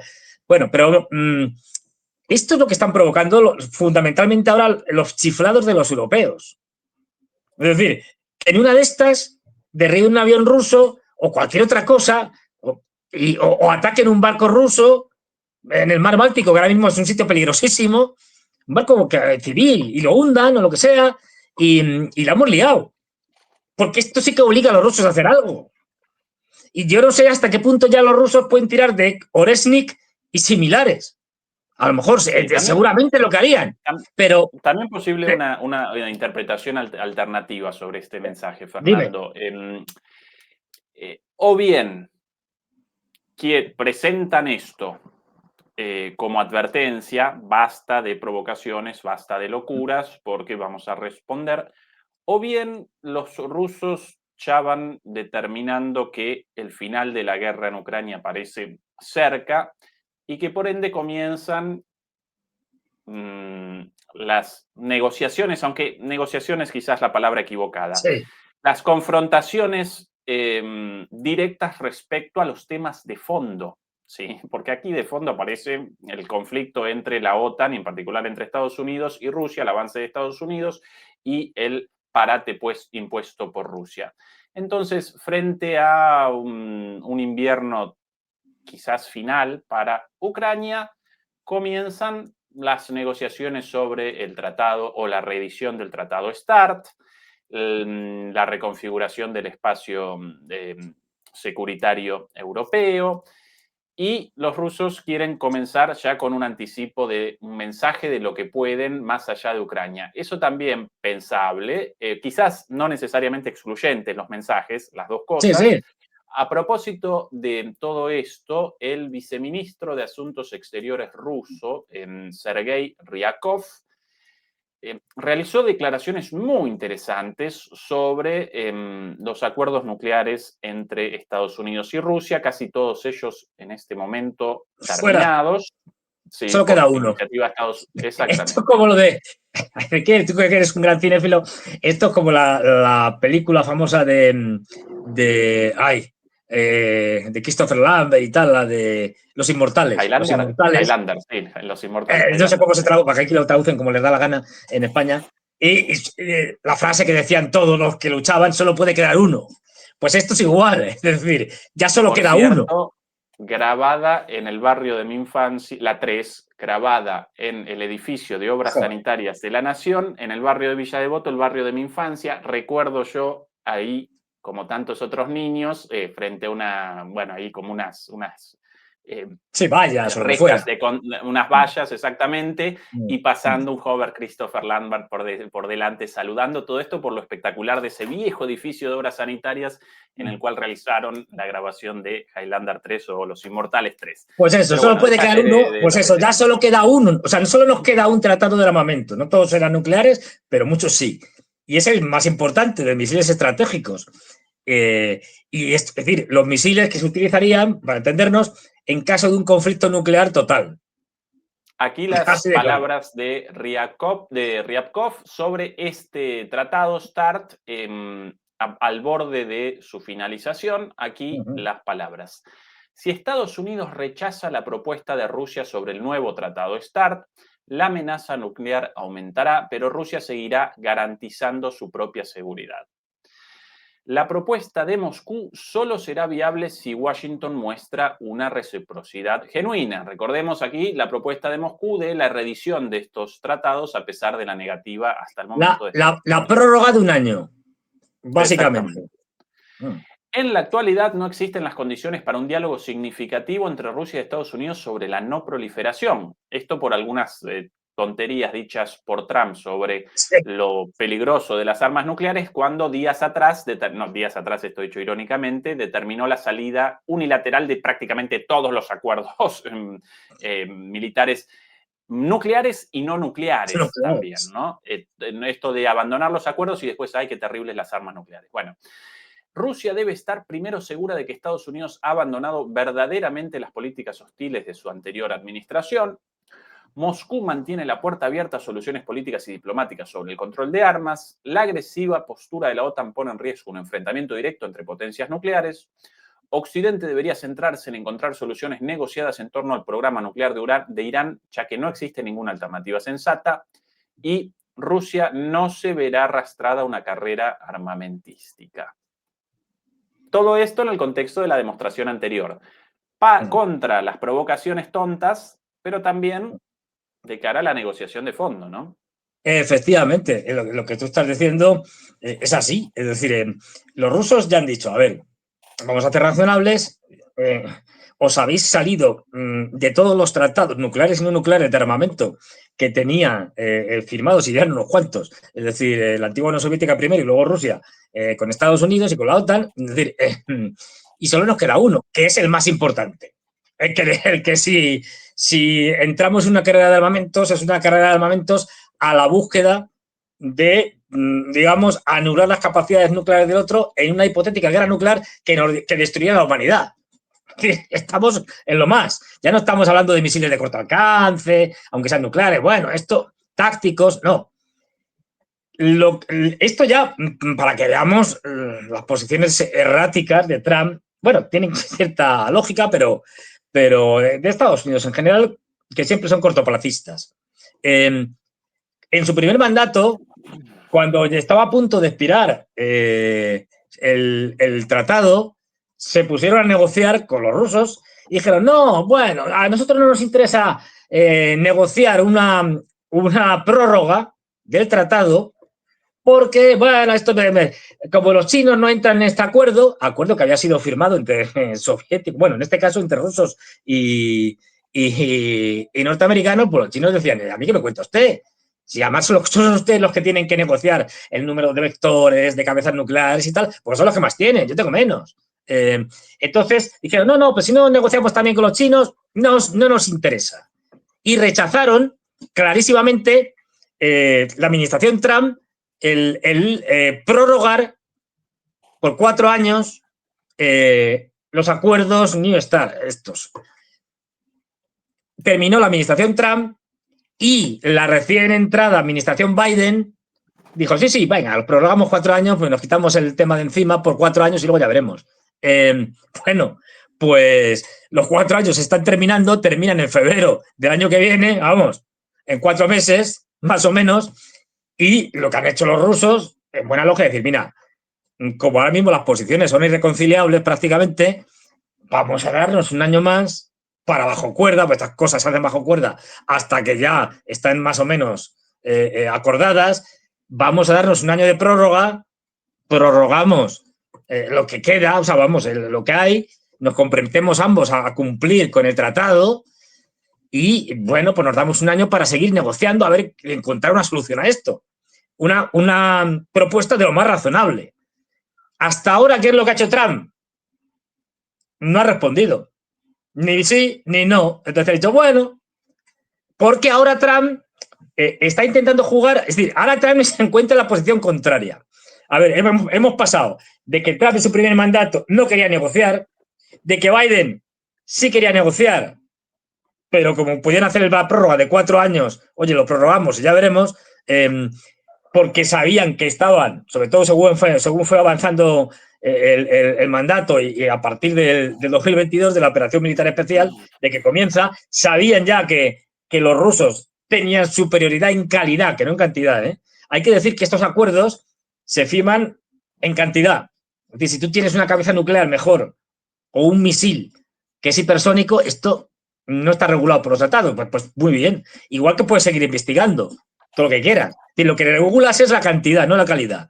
Pues bien, como la calidad de los misiles rusos era mucho mayor, misiles hipersónicos, tanto del aire como desde el mar, etcétera, mayores alcances, todo un montón de nuevas ventajas por parte de las capacidades nucleares rusas, pues al estar en inferioridad, Biden sí era más proclive. Ahora llega Trump y coge y dice, por una parte quiero negociar, pero me voy a hacer el remolón. Es decir, vamos a estirar esto a ver qué pasa. Bueno, pues esperemos que Trump, aunque sea en el último minuto, diga, bueno, sí, lo prorrogamos 1 año más y me quito el muerto de encima. Pero bueno, ahí estamos, como siempre, con una administración Trump que es muy difícil de prever y que además es una jaula de grillos, donde le está pasando como la primera, con un montón de voces dentro de su administración contradictorias, de asesores, de secretarios de Estado, de Defensa, la CIA, el FBI y tal, que te dicen cosas, uno te dice una cosa y otro la contraria. Bueno, vamos a ver. Pero esto es peligrosísimo. Y a partir de ahí, como bien señala Putin, decir a los rusos, bueno, nosotros no vamos a iniciar una carrera de armamentos, pero lo que tampoco vamos a hacer es de protegernos. Ellos sabrán, los norteamericanos, qué hacen. Trump está en la duda, ¿por qué? Porque esa inferioridad en calidad ha hecho que las capacidades nucleares ahora mismo norteamericanas o estadounidenses sean muy inferiores o bastante inferiores a las rusas. No olvidemos, su escudo de defensa antimisiles ya está anulado completamente con las capacidades rusas. Sus misiles intercontinentales son más viejos, tienen menos fiabilidad. Siempre ponemos el caso, pero es verdad. Es decir, es que los Minuteman 3, es decir, los que tienen que salir de siglos en tierra, es que son de los años 50. Si es que tienen más posibilidad de que les exploten en los silos al dispararlo, y han tenido muchos problemas, pero desde hace tiempo. Yo me acuerdo a principios de siglo, incluso en los años 90, que en muchos de estos ensayos que se hacen pues para prepararlo, a veces simplemente simulaciones sin disparar nada. Se recogió, y esto salió a los medios y los propios, el propio ejército norteamericano lo reconoció, que cuando pusieron a prueba como si fuera verdad, es decir, sin avisarte que es una simulación. Esto se hace también, ¿eh? Es decir, no te avisan que es una simulación y te ponen a prueba, aunque tengan todo controlado, para ver si es capaz de darle al botón, para que nos entendamos. Pero para darle al botón, los tipos que están al mando de los misiles nucleares, los 3 o 4 o 5 que están ahí donde los hilos, que son oficiales y tal, y que les llega una orden diciendo, oye, mira, que nos han atacado, los misiles rusos están volando, dale al botón. Y ellos creen que le están dando al botón de verdad, ¿eh? Bueno, pues en esas pruebas el fracaso fue rotundo. Una cantidad, no me acuerdo ahora del tanto por ciento, pero el 30, el 40% no fueron capaces de dar al botón, pero por un tema de decir, es que esto es el fin de la humanidad. Pero, tal cual. Si quiere, que es que la cuestión psicológica aquí es clave. Pues en esas pruebas donde supuestamente, vamos, donde creían los que estaban al mando de lanzar los misiles nucleares que los estaban lanzando, muchos de ellos se negaron a lanzarlo. Esto es un problema, quiero decir. Entonces, ahí están en inferioridad de condiciones. Mala preparación, en fin, un montón de cosas que ya venimos contando. Y por ahí, de ahí que Trump, por un lado, quiera aceptar la prórroga, pero por otro lado, bueno, tiene presiones para iniciar por el complejo militar e industrial, para ganar dinero, una carrera armamentística que le vendría muy bien al complejo militar e industrial de producción de misiles nucleares que son muy caros. Es decir, y de renovar una tríada nuclear muy antigua. Entonces le están presionando para que no aceptes y oye, tú adelante, que esto no te preocupes, que ya nos encargamos nosotros, los de complejo militar industrial, de fabricarte unos misiles estupendos y unas cabezas nucleares que te van a encantar. Pues en eso están los norteamericanos. Fernando, sobre el final, 3 cositas interesantes. Por un lado, lo mencionado por el propio Fernando hace un ratito, la bomba planeadora FAB 500 encontrada por los ucranianos. Está evidentemente con un mal funcionamiento, varios. Caída antes, según lo leído, sí, evidentemente con un problema, el motor sin arranque, entonces por eso cayendo antes. La idea de esta bomba, si no recuerdo mal, la siguiente, una vez lanzada, en lugar del planeo habitual como antes, primero el planeo con el motor y después, una vez extinguido el combustible del motor, ahí el planeo final y esos los 200, en lugar de 70, entre 70 y 90, ahora 200 kilómetros con una bomba de 500. Ahí lo vemos bien. La parte de color verde oscuro, eso es la bomba como tal. A la que le han quitado, si vemos una bomba de agua habitual, a la que le han quitado la parte trasera de las típicas bombas, donde tiene una especie de alerones circulares, etcétera. Esto que va arriba, vamos, o debajo, depende de cómo se mire. Eso se lo han quitado y le han puesto detrás la parte de color blanca o blanquecina más clara, que esa parte del, digamos, cohete. Esto lo lanzan, cuando el combustible del cohete ya ha terminado, la parte del cohete se desprende y sigue planeando hasta llegar al objetivo determinado. Ahí y esto es lo que vemos ahí. Ahí los zapadores desactivando esta bomba. Este video, por cierto, cortesía de nuestro canal hermano, Guerras y Geopolítica. Lo mismo que esta imagen de aquí del reactor chino, el motor chino, es el W800 Pro. Visible ahí, sí. Sí, perfectamente. En la parte de atrás de estas bombas, Rusia con muchísimas de estas bombas de la época soviética, ¿verdad? Con lo cual, con una vieja bomba soviética, decenas de miles generan un misil, Fernando. Claro, es decir, pero fíjate cuántas veces hemos dicho aquí, llevamos años, ya, porque esto ya lleva unos años, diciendo, a ver, cuando nos contaba la prensa esta mentirosa occidental diciendo que no, que los chinos les están mandando tanques, aviones, no sé qué, que no, que lo que les están mandando es componentes como esto que estamos viendo aquí, componentes que pueden utilizarse militarmente, que pueden ser incluso componentes militares, y esto es un motor de un cohete que lo puedes utilizar para fines civiles, si quieres, también, es decir, pero también para uso militar, clarísimo. Esto es lo que les están mandando, no tanques, no cañones, que eso tienen. Estoy convencido de que si los ucranianos quieren la compra de este motor, los rusos vendiéndolo también. Claro, ellos sin las bombas planeadas, sin las bombas, sin los aviones. Pero los chinos básicamente realizan la venta de mercadería a todo el mundo. Esto lo hace todo el mundo, o sea, esto que cuentas es fundamental. Esto que cuentas es fundamental, que no tengamos la idea de que como estos son amigos o aliados y estos son enemigos, Pues los enemigos no colaboran nunca entre sí y los aliados siempre se apoyan. No, esto nunca pasa así. Es decir, una cosa es que los chinos tengan interés en que los rusos ganen y que van a hacer todo posible para que ganen y saben que con la capacidad industrial que tienen, si hace falta, los van a ayudar a ganar, pero mientras tanto sigo haciendo negocios con Ucrania porque Ucrania era un país muy importante para China con muchas grandes inversiones.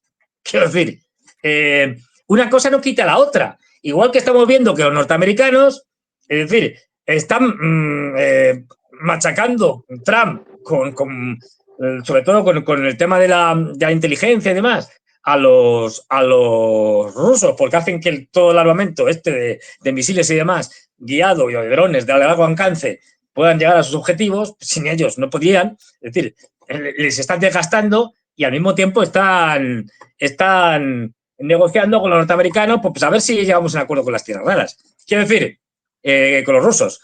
Es decir, que nadie se haga la idea de que, por muy enemigos que seas, sí, en la época de la Guerra Fría, la Unión Soviética y Estados Unidos, en ciertas cosas muy concretas, cooperaron. Quiero decir, y voy a poner una que todos conocen. No en la parte esencial de la carrera espacial de los años 60 con la llegada a la Luna, pero posteriormente, donde seguía la Guerra Fría, pues para descongelar, hicieron el famoso encuentro en los años 70 entre una nave Soyuz y una nave Apolo, que se juntaron en el espacio, atracaron y se dieron la manita.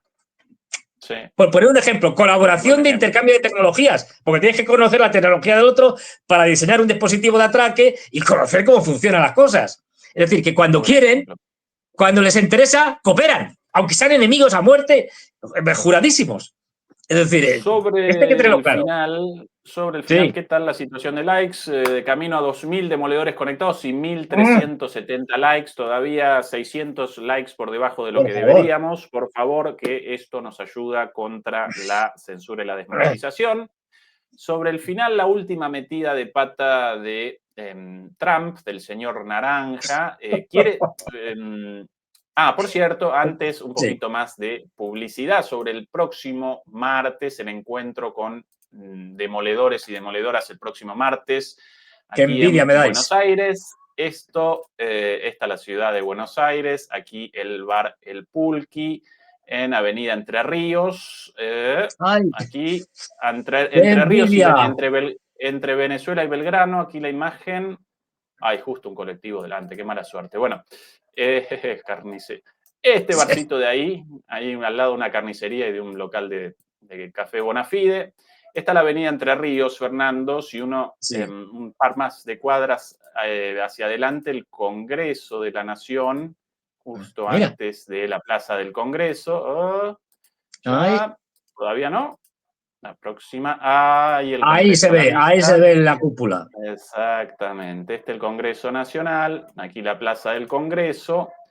Un café histórico en la esquina, ahora, qué bonito. Finalmente inaugurado el Café El Molino, un café de principios del siglo XIX. Qué bonita la plaza. Y a partir de aquí, la avenida Rivadavia cortando, aquí comienza, en lugar de Entre Ríos, al otro lado de Rivadavia, llamada Callao. Es a Buenos Aires, Fernando. Como nosotros lo llamamos, un quilombo total, un caos absoluto, un monstruo de 15 millones de habitantes. Y con el problema más grande nosotros, los porteños, pero aún así, bueno, yo la quiero porque este es mi lugar en el mundo. No, y es una preciosidad, pero vamos. A ver, ya sabéis todos, yo no puedo ir físicamente, pero vamos, espiritualmente, metafóricamente estar allí y me encantaría ir, así que ya podéis ir yendo todos por mí allí a charlar con Ezequiel y tal, a darle el coñazo, hablando mal y pronto, es decir, allí a preguntarle. Un viaje tuyo a América Latina, Fernando, ¿eh? Vos recorriste Asia 700 veces de ida y vuelta, conociendo lugares solo conocidos por vos, pero nunca América Latina, Fernando, y vos una celebridad de mucho. Cuba, nada más. Cuba. Nada más. Cuba. Solo Cuba. A ver, va a haber que hacer, habrá que hablar con los gobiernos respectivos, con el de Milei no va a ser difícil, con Milei no creo, pero bueno, con otros más afines y tal, que nos vayan invitando a conocer Argentina, a conocer Uruguay, Bolivia, tal, no sé qué, Venezuela, México, Colombia, hasta arriba, hasta México. Por cierto, ayer, esto así, voy por la calle, después de ver de una conferencia que asistí sobre temas de Asia Central, de Uzbekistán y tal, y con un amigo íbamos por la calle, por el centro, cerca de Sol, y veo a dos tipos muy majos que dicen, desde un coche, Moragón, espere. Y digo, Dios mío, que somos mexicanos, que estamos aquí, venimos por Villa no sé qué y tal, que queremos saludarle. Digo, vale, y vienen allí dos hermanos mexicanos, tal, venga, tal, no sé qué. O sea, que me desconocieron allí, pues, claro, bueno, a ver, yo, calvo gordito y con esta pinta, pues es fácilmente reconocible. Y dije, tal, saludos a Ezequiel, no sé qué, no sé cuántos, que le vemos siempre, tal, desde México. O sea, que ya sabes. Yo también siempre sorprendido por la difusión de nuestras charlas, del canal, cuando ahora, por ejemplo, en el aeropuerto también, reconocido por españoles viajando por ahí, Sí, en Frankfurt, ahí. Yo siempre sorprendido, siempre grato, ¿no? Pero bueno, nosotros, Fernando, con más repercusión de lo imaginado jamás, sí. pero bueno, suerte, evidentemente nosotros con mucha garra metida en todo esto, mucho corazón. Aquí las palabras a propósito de Trump sobre Argentina. Trump supuestamente quería ayudar a Argentina en esta situación previa a una crisis económica total y absoluta, la cesación de pagos y la caída del gobierno de Milei. Realizó un anuncio de un préstamo, pero a los poquitos días estableció una condición: solo si gana el gobierno en las elecciones, como vaticinan una derrota estridente. Bueno, eso va a generar muy probablemente la caída de Milei, y aún ganando este acuerdo, este préstamo solo retrasaría lo inevitable. Ayer, en su avión, consultado sobre este préstamo, desde la perspectiva del movimiento de su base política, el MAGA, ¿por qué ayuda a Argentina si ayudar a Argentina no ayuda a los agricultores, a los granjeros estadounidenses? Y responde Trump esto, y esto generó en Argentina caos nuevamente. Atención. Aquí está si no recuerdo mal, con subtítulos. Question is, what do you have to say to U.S. farmers who feel that the deal is benefiting Argentina more than it is them, as they are Argentina's fighting for its life, young lady. You don't know anything about it. They're fighting for their life. Nothing's benefiting Argentina. They're fighting for their life. You understand what that means? They have no money. They have no anything. They're fighting so hard to survive. If I can help them survive in a free world, I happen to like the president of Argentina. I think he's trying to do the best he can, but don't make it sound like they're doing great. They are dying. All right? They're dying. What do you mean by... A ver, están muriendo. Esto es un salvavidas de plomo para Milei. Este tipo. Sí, yo lo voy a este ayudar, tipo, solo ganando, y ahora están muriendo. La prepotencia del bocazas a ver, Argentina está muy mal, se están muriendo de hambre, están luchando por la vida, se va a acabar el continente. Pero es cierto, Fernando, la evaluación del gobierno de Milei es cierta. Es un gobierno ya muerto, a la espera del knockout, y supuestamente lo iba a ayudar Trump, es a la esperanza de estos representantes de los Estados Unidos en un gobierno de ocupación, y al final generaron un salvavidas de plomo. Están muriendo. Y sí, efectivamente, Trump, razón, generó acá caos nuevamente, corrida del dólar, aumento del precio del dólar, caída de las acciones argentinas, los bonos. Todo necesario hasta la salida de este impresentable y el comienzo. Pero tú crees que conoces bien el tema, que vale, pierden las elecciones, además por goleada, ¿no? Milei intentaría enrocarse con los que le apoyen, no sé, las clases dirigentes, lo que sea, es decir, con el sector empresarial, no lo sé, ¿eh? Enrocarse de alguna manera, es decir, podría intentar sobrevivir como fuera, incluso tomando actitudes antidemocráticas, pero bueno, no sé. Eso ya comenzó, ¿no? Pero las actitudes antidemocráticas. Inmediatamente después de las elecciones, con victoria o con derrota, una devaluación fuerte.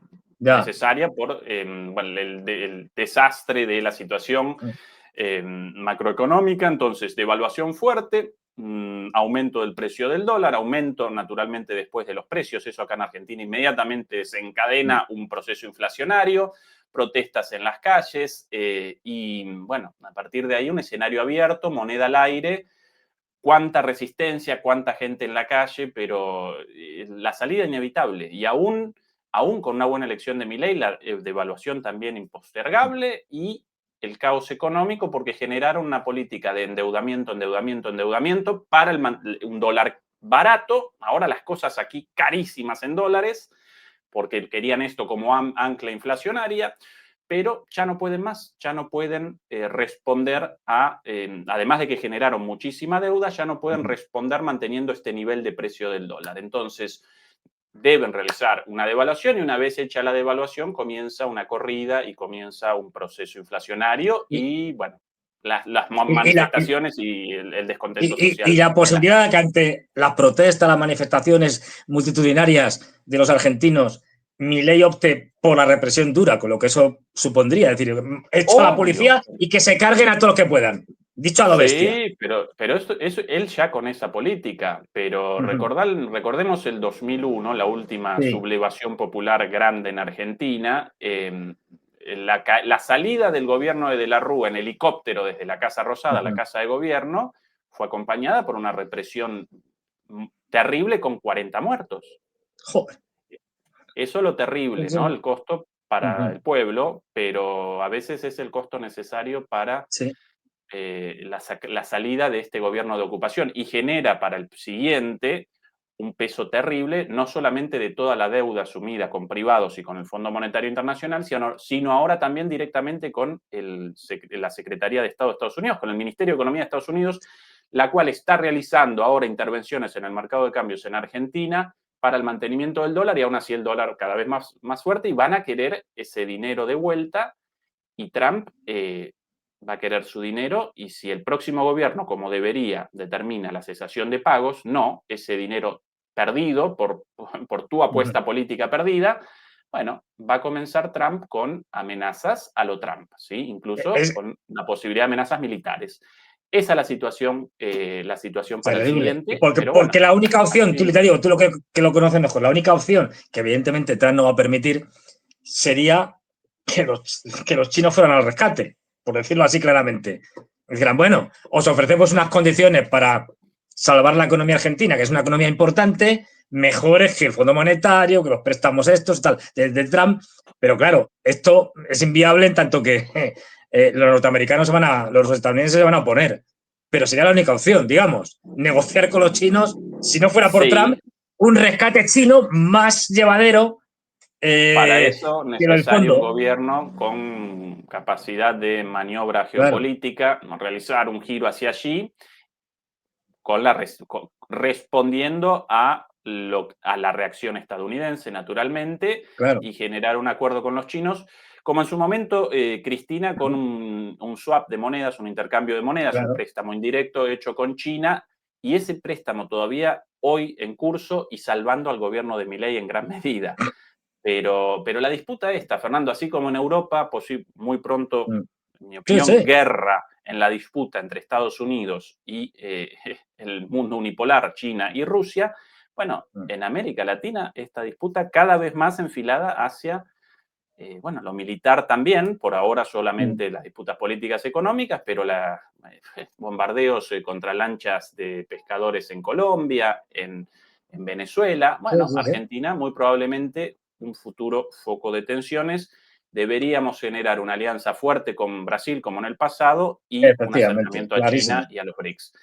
Fíjate que una de las cosas que veía ahora, que vamos a ver, esto está publicado por el Washington Post, tampoco los medios norteamericanos ya sabemos que de imparcial no tienen nada, pero una publicación del 22 donde las fuentes, que nunca te dicen claro quién es decir, decían que la decisión de bombardear, de atacar, de derrocar pura y dura, o sea, de golpe de Estado, por la vía que sea, a Nicolás Maduro en Venezuela, que ya estaba tomada, cito literalmente, y no hay vuelta atrás. Esto es lo que nos contaba el Washington Post, que hay que hacer cosas, bueno, los periódicos norteamericanos y occidentales mienten muchísimo.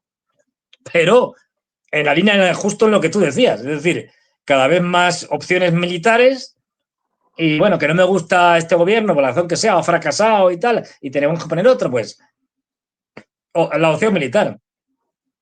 Sí. Querido Fernando, como siempre, un placer la conversación. En 5 minutos Igualmente. comienza Eduardo Bior en su programa de hoy, en nuestro canal hermano de MP Geopolítica, con el título Trump y Putin dirimen el futuro de Europa, si no recuerdo mal de memoria. Sí, dirimen la suerte de Europa, es el título, súper Muy interesante interesante. la charla de él hoy, el programa de hoy, y nosotros de vuelta por aquí el domingo, mientras que Fernando el viernes con su programa también Así es. solo en DMP, y el martes próximo nosotros con el encuentro de demoledores en Buenos Aires, así que todo el mundo invitado. Allí. Demoledores y demoledoras. Pienso pasar lista desde Madrid. O sea que... Hasta luego. Abrazo, Fernando. Chau, chau.